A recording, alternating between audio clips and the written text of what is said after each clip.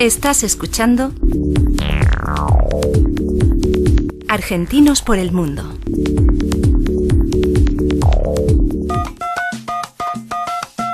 Para contactarte con nosotros, hacelo a través del WhatsApp 362 4611 692. Si te encontrás fuera de la Argentina, marca más 54 9 362 4611 692. Radio Apóstoles Online.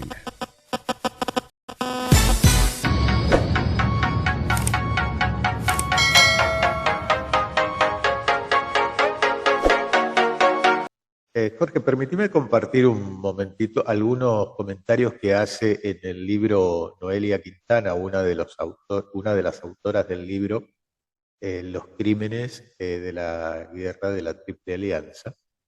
Ella dice, se refiere a crímenes de lesa humanidad durante la guerra y durante la ocupación, y señala que existen cartas donde el presidente Bartolomé Mitre de Argentina, en ese momento, habla de exterminio de los bárbaros paraguayos. Y luego, Domingo Faustino Sarmiento, también en su calidad de presidente, sostenía que al paraguayo hay que exterminarlo hasta el vientre de su madre. Estos son testimonios, son pruebas históricas que existen que hacen referencia a lo que terminaste de decir, ¿no? De que ese pacto secreto de eliminar, digamos, al territorio paraguayo de la zona de esta parte de Sudamérica, ¿no? Para mí queda claro, o sea, hay unas cuestiones conceptuales que siguen hasta hoy. Comprender que el proceso paraguayo en la independencia consigue generar cierta autonomía y consigue generar cierto autodeterminación económica, es decir, en base a rubros agrícolas y en base a, sobre todo, a una extendida reforma agraria, es decir, la gente tenía tierras en las que trabajar. Con esa posibilidad hubo como un desarrollo importante. En Paraguay casi no había analfabetos en la época de la Guerra Grande, cuando en contrapartida el Imperio del Brasil tenía muchísimos analfabetos y tenía esclavos, ¿verdad? Recordar que gran parte de la soldadesca que viene con el Brasil es gente esclava, ¿verdad?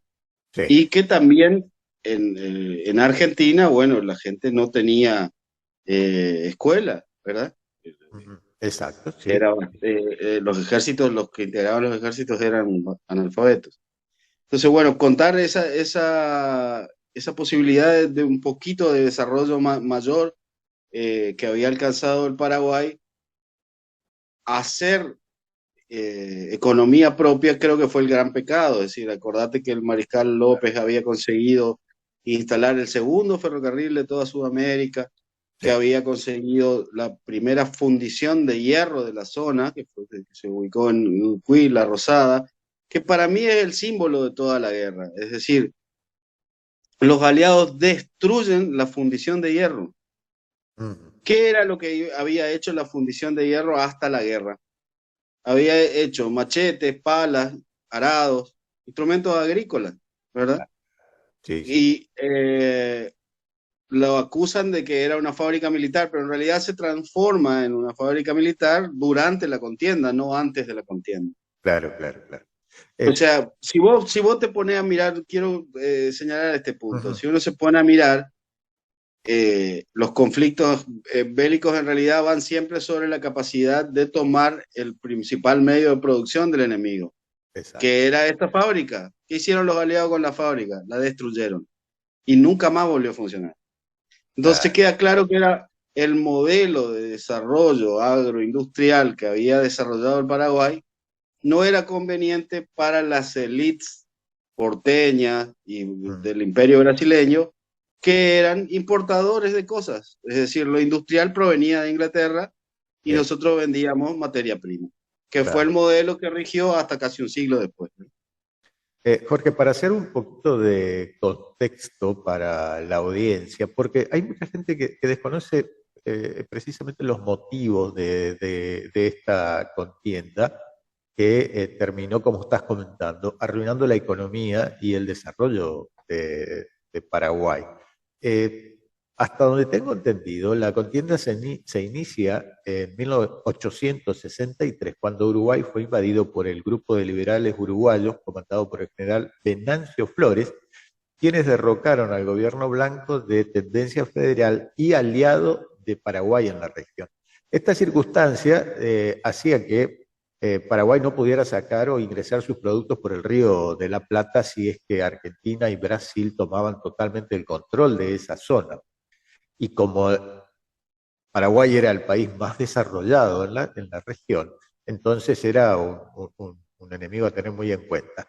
El conflicto se desencadenó a fines de 1864, cuando el mariscal Solano López, presidente entonces de Paraguay, decide acudir en ayuda del gobierno del Partido Blanco del Uruguay, concretamente para auxiliar en la defensa de Paysandú en guerra civil contra el Partido Colorado, apoyando militarmente por el Brasil.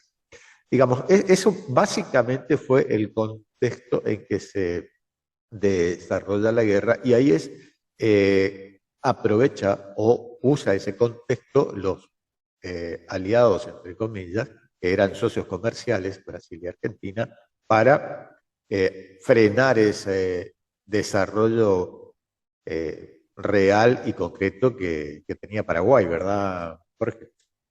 Totalmente. Son dos ideas que chocan permanentemente hasta hoy en día en todo nuestro continente. Es decir, nosotros vivimos una historia colonial, es decir, vino una potencia extranjera, se adueñó de las tierras, sí, y generó un modelo extractivista. Si vos ves el diseño de Sudamérica, el diseño de sus ciudades está todo hecho para sacar la materia prima de acá, ¿verdad?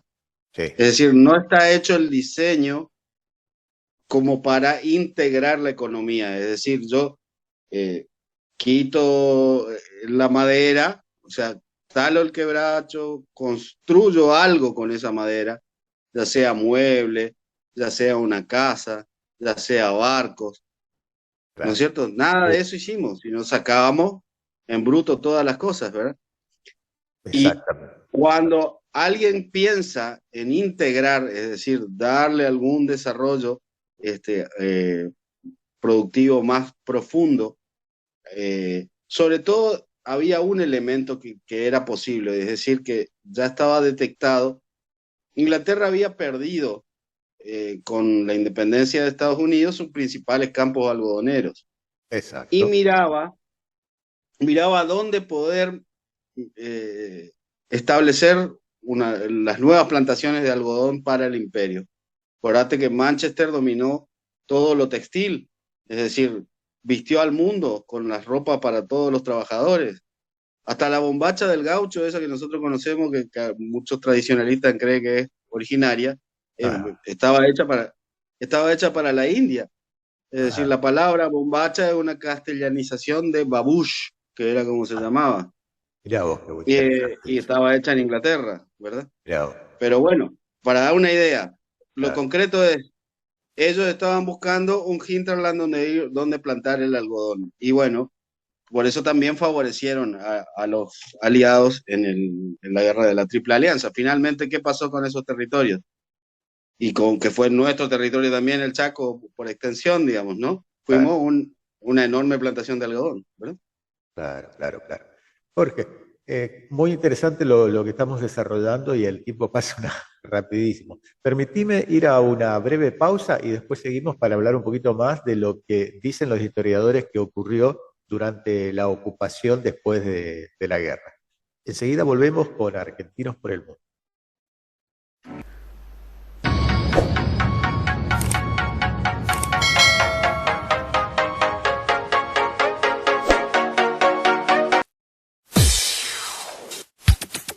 No te vayas. Quédate con nosotros. Ya volvemos con Argentinos por el Mundo.